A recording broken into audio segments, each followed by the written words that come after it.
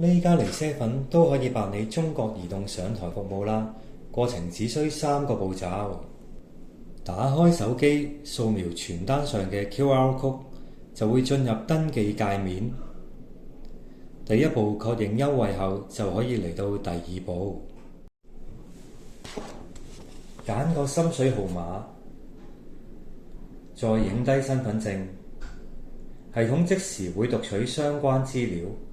睇過冇問題，就輸入埋聯絡號碼同電郵。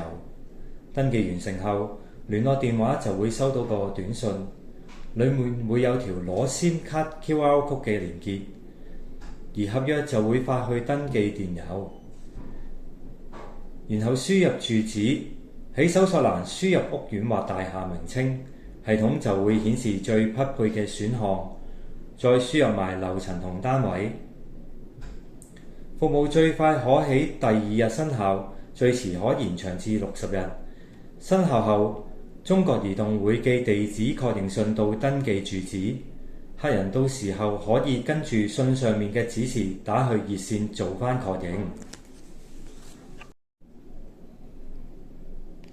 之後嚟到最後一步，確認資料正確無誤，詳閱並同意相關條款及細則，再喺空格內簽署確認，撳下一步，咁就辦理成功㗎喇。客人隨即就可以向當值同事攞埋張 SIM 卡，到服務生效後放落手機就可以用啦。